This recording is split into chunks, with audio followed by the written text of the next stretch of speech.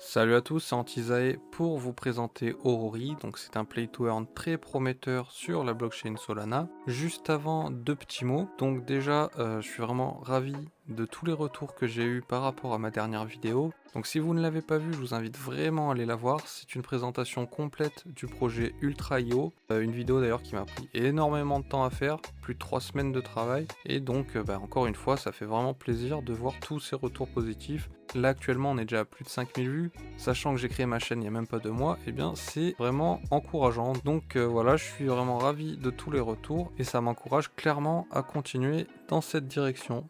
Ensuite, autre chose, j'ai créé mon propre Discord. Donc jusqu'à maintenant, j'étais sur le Discord Gaspard Finance. C'est un Discord qui est axé analyse technique et trading. Mais du coup, là, mon Discord, ça va être très différent. Ça va être axé analyse fondamentale, play to earn, NFT games, NFT, etc. En gros, ça va vraiment être axé sur la discussion autour de projets avec des gros fondamentaux et pas tant le trading et pas tant l'analyse technique. Donc voilà, je vous invite vraiment à me rejoindre sur Discord. Bon allez, on lance l'intro et je vous raconte tout sur Aurori.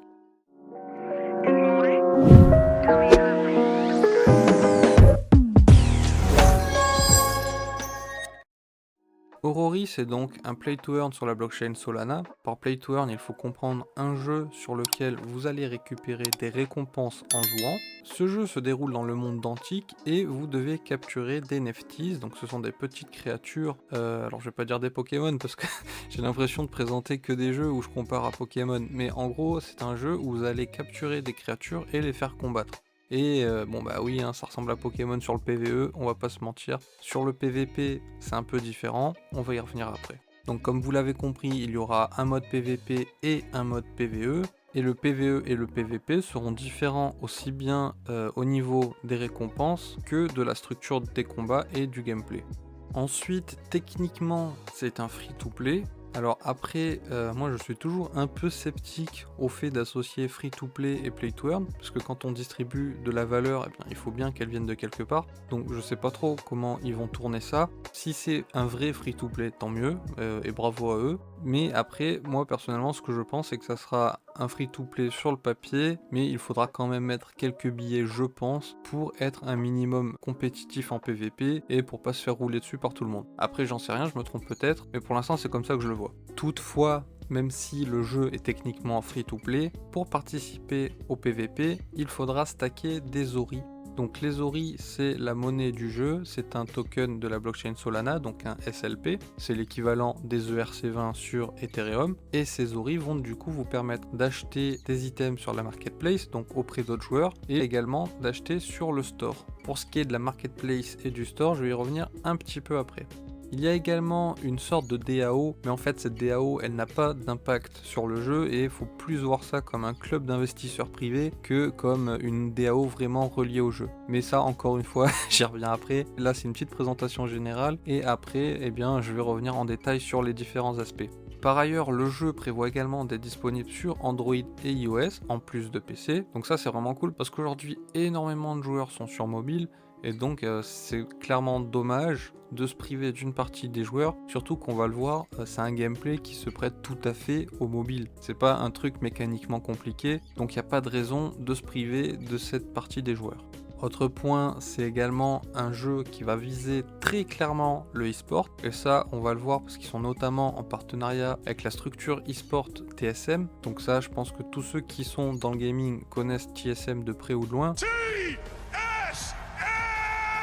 Ils sont sur énormément de jeux vidéo. Il y a également apparemment une autre équipe e-sport avec laquelle ils sont en partenariat, mais pour l'instant on ne sait pas qui c'est gardé secret.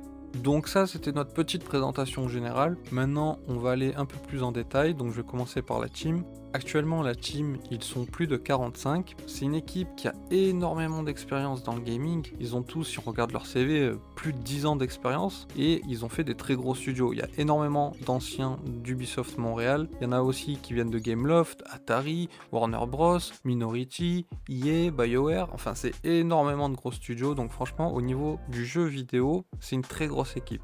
Toutefois, petit bémol, c'est que pour ce qui est de la technologie blockchain, j'ai pas l'impression que ce soit une équipe qui soit très expérimentée. Après j'en ai discuté avec Zach, qui est un autre YouTuber qui a fait des vidéos sur Aurori et qui suit le projet de très près. Je vous mettrai sa chaîne en description. Eh bien, comme il me disait, c'est pas un jeu qui va nécessiter énormément d'interaction avec la blockchain, donc selon lui, c'est pas forcément dérangeant. Après, je ne sais pas, je constate, effectivement, c'est peut-être pas un problème, c'est juste voilà un constat. Donc, en ce qui concerne le jeu vidéo, très très grosse expérience. En ce qui concerne la technologie blockchain, beaucoup moins d'expérience.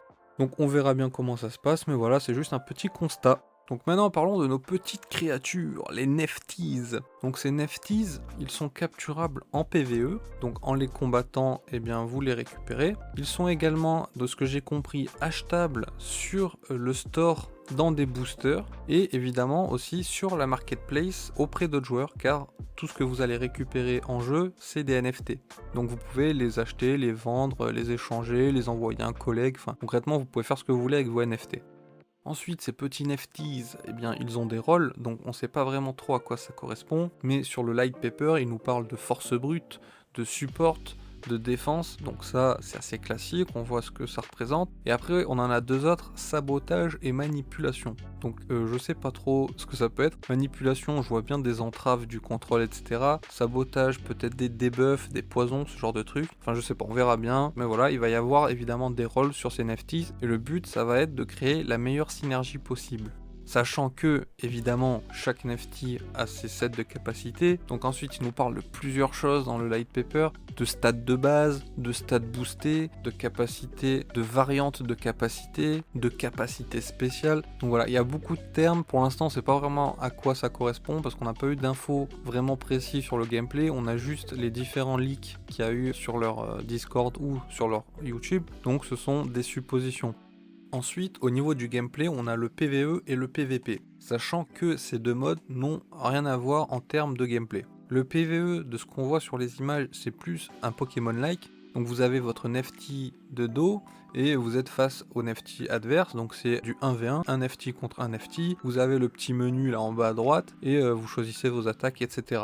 Donc ça ressemble beaucoup à Pokémon. En discutant sur le Discord avec la communauté, apparemment, ils seraient en train de retravailler sur le mode solo parce que ça ne leur conviendrait pas totalement, donc je ne sais pas, peut-être que ça va changer. Pour ce qui est du PVP, là c'est très différent, ça ressemble plus à du Dofus, dans le sens où vous avez un plateau, c'est 3 Nefty contre 3 Nefty, donc vous en contrôlez 3 à la fois. Il faut prendre en compte le placement, parce que vous avez par exemple des obstacles sur le terrain, vous allez avoir des rochers, sachant qu'il y a des Nefties qui peuvent voler, d'autres qui ne peuvent pas. Donc par exemple si les Nefties peuvent voler, eh bien ils peuvent passer au-dessus des rochers, sinon il faut les contourner. Donc voilà, il y a déjà toute une notion de terrain. Ensuite il y a le fait que ce soit du 3 contre 3, donc forcément vous pouvez avoir des synergies avec vos Nefties. Donc le PVP est beaucoup plus technique que le PVE à mon avis, et je pense que c'est pour ça qu'ils veulent retravailler sur le PVE, parce que c'est peut-être beaucoup trop différent, et peut-être que le PVE est trop fade par rapport au PVP, donc peut-être qu'ils veulent retravailler là-dessus.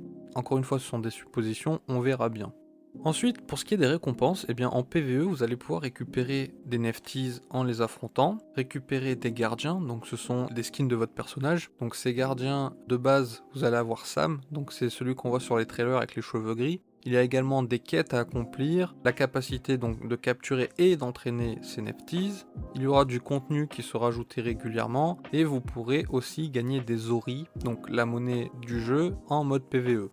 Pour le PVP, il va y avoir la possibilité de se battre entre amis. Ensuite, il y a ce qu'ils appellent des tournois mensuels. Donc je ne sais pas si c'est des tournois à proprement parler ou si c'est tout simplement un ladder qui est réinitialisé de façon mensuelle. Donc un système de ranked avec des saisons mensuelles. Ensuite, vous avez un tournoi annuel. Donc ce tournoi annuel, pour y participer, eh bien, il faut faire partie des meilleurs du ladder. Donc il va falloir cravacher le PVP. Et ceux qui seront dans les meilleurs de ce ladder, eh bien, ils pourront obtenir un ticket doré. Sachant que ce ticket doré est revendable et que certains tickets dorés vont également être distribués dans le mode PvE. Donc il est très possible qu'un gars qui n'ait rien demandé, qui soit juste en train de battre des petits Nefties dans la pampa, reçoivent un golden ticket, et bah écoute, dans ce cas là c'est jackpot, hein, parce que tu le revends sur la marketplace, et je peux dire qu'à mon avis il y a des mecs qui vont claquer bonbons pour avoir ce fameux golden ticket.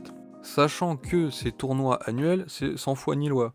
C'est-à-dire que vous vous battez avec vos Nefties, si vos Nefties perdent, ils sont détruits, ils sont burn, c'est kaput, c'est ciao. Donc c'est vraiment pas pour n'importe qui, c'est vraiment pour les gros joueurs, parce que les enjeux sont assez élevés, et que de toute façon, comme je l'ai dit, ils visent le e-sport de haut niveau, donc c'est très certainement les grosses structures qui font racheter les golden tickets. Donc on aura, à mon avis, pas vraiment de petits joueurs qui se retrouvent en tournoi par hasard. Il y en aura certainement un ou deux de temps en temps, d'ailleurs ça pourrait être rigolo. Mais voilà, ça sera, je pense, les grosses structures qui vont racheter ces golden tickets.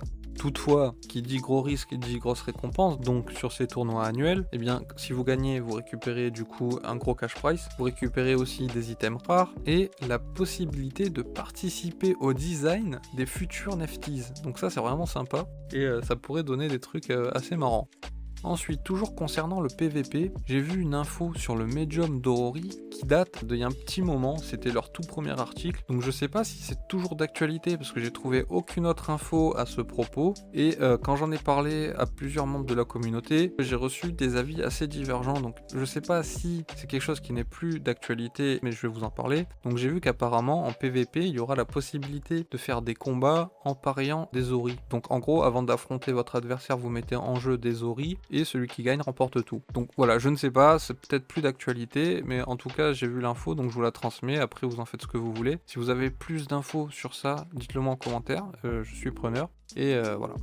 Également, comme je l'ai dit en introduction, pour participer au PVP, il faudra stacker des Ori, sachant que ce stacking vous apportera également d'autres avantages, à savoir du rendement passif en Ori, ainsi que le fait d'être éligible à des drops de NFT utilisables in-game. Donc voilà, c'est vraiment sympa, tu stacks tes Ori, tu peux jouer en PVP, quand t'en as marre tu les déstacks, et tout le temps qu'ils sont stackés, eh bien tu es éligible à des airdrops, et tu gagnes des revenus passifs. Donc je trouve ça pas mal comme système. Alors après voilà, encore une fois, c'est à voir comment c'est mis en place, mais de ce que j'en vois pour le moment, ça m'a l'air très intéressant comme système. D'ailleurs, vu que je viens de vous parler des NFT, au niveau des NFT, donc des items du jeu, qu'est-ce qu'il y aura? Eh bien il y aura déjà les NFTs. Il y aura ensuite les gardiens, donc les skins de personnages. Il y aura aussi, de ce que j'ai vu, des skins de NFTs. J'ai vu une notion dans le light paper, ça parle d'artefacts et de reliques oubliées. Donc je sais pas trop si c'est un terme un peu mystique pour rendre le lore un peu mystérieux, ou s'il y aura vraiment des artefacts et des reliques oubliées à aller chercher en PvE.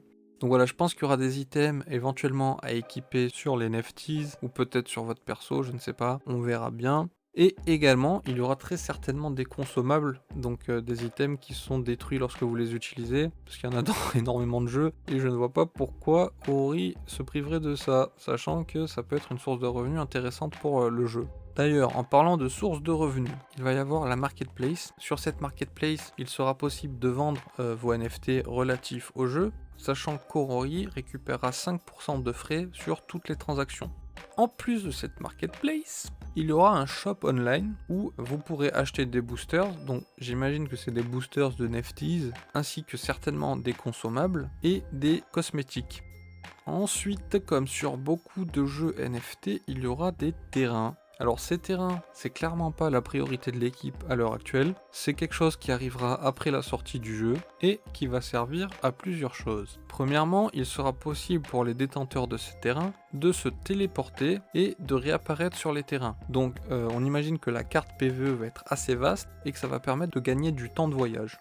Ensuite, ce qui est beaucoup plus intéressant, c'est qu'il va y avoir des donjons qui vont apparaître de façon aléatoire chaque semaine sur un certain nombre de terrains. Sachant que ces donjons qui apparaissent sont visibles par tous les joueurs sur la map et que n'importe qui peut rentrer dans les donjons. Toutefois, si c'est pas votre donjon, enfin si le donjon n'apparaît pas sur votre terrain à vous, pour entrer dedans, eh bien vous allez devoir payer un droit de passage aux joueurs qui possèdent le terrain. Donc ça c'est cool, ça fait un petit revenu passif, sachant également qu'il y a 4 niveaux de rareté des terrains, donc commun, avancé, rare et légendaire, et que cette rareté des terrains va définir la nature des items que vous allez pouvoir récupérer en donjon et les chances d'apparition d'un donjon sur votre terrain.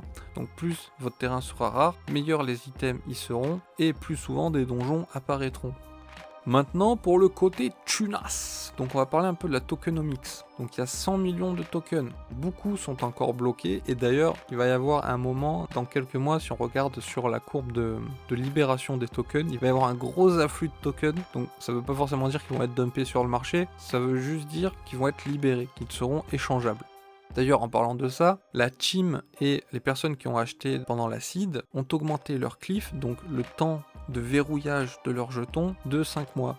Donc en fait, ça décale un peu le calendrier et normalement, le but c'est que le jeu sorte avant la libération de ces jetons. Donc ça devrait bien se passer, il ne devrait pas y avoir de gros dumps énervés. Voilà, l'idée c'est que ça se fasse de façon assez smooth, même si il faudra quand même garder un œil sur le moment où ça va être libéré, parce que comme je vous l'ai dit, il va y avoir beaucoup de jetons qui vont être libérés d'un coup, et voilà, faut faire gaffe de pas se prendre un dump dans la tête, mais il n'y a pas de raison, si le projet tient la route, il n'y a pas de raison qu'ils dump comme des sauvages. Actuellement, il est également possible de stacker ces oris sur le site.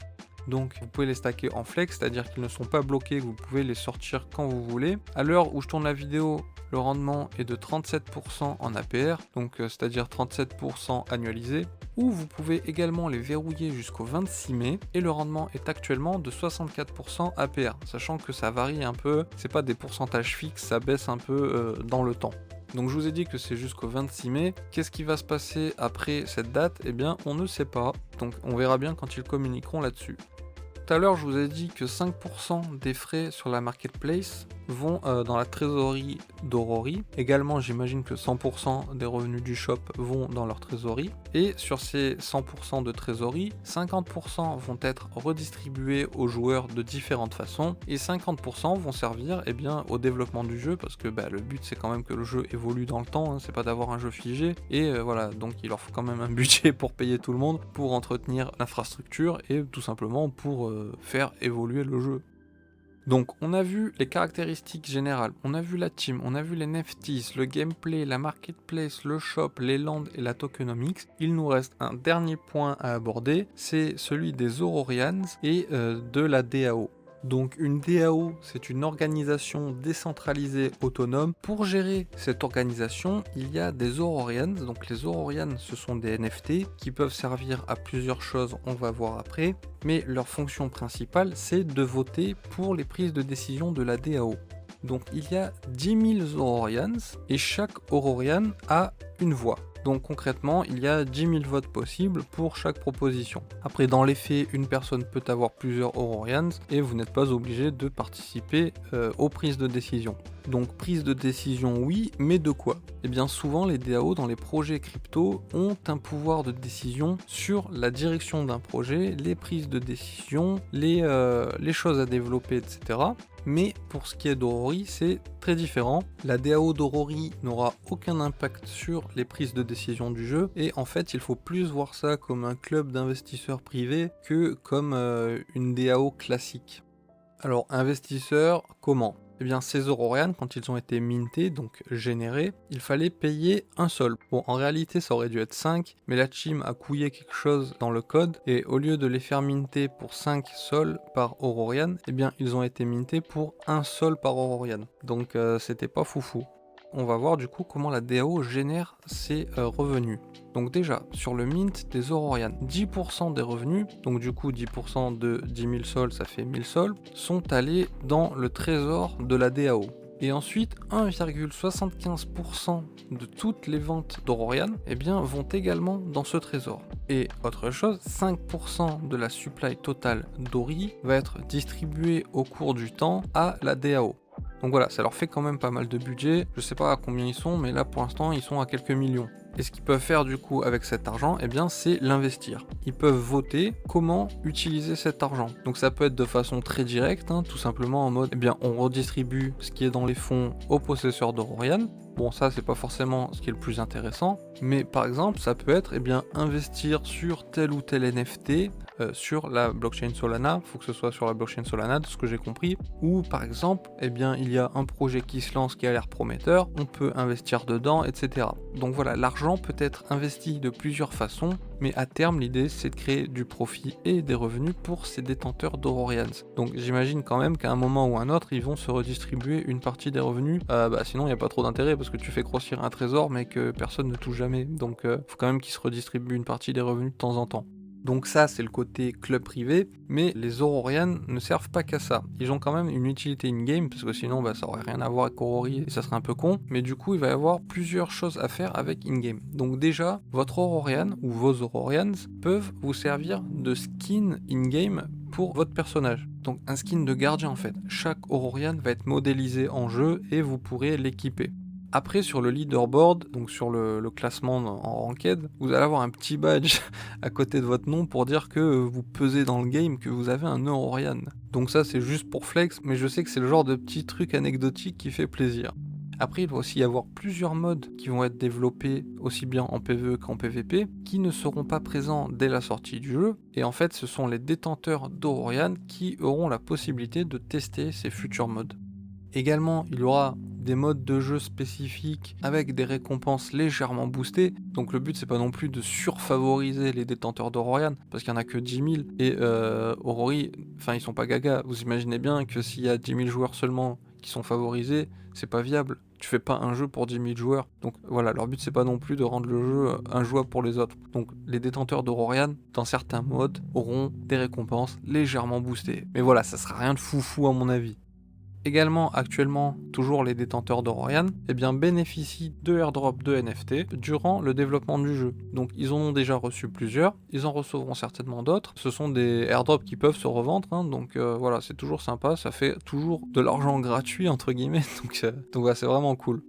Et enfin, il y a un autre truc, c'est qu'il va être possible de stacker ces NFT Aurorians. Vous aurez la possibilité de stacker vos Aurorians et de les envoyer faire des quêtes. Et apparemment, dans ces quêtes, vous pourrez récupérer soit des Auris, soit des items, enfin on sait pas trop. Mais voilà, apparemment, il y aura la possibilité d'envoyer charbonner ces Aurorians. Donc voilà, c'est toujours sympa, ça fait encore des petits revenus passifs. Et on crache pas dessus.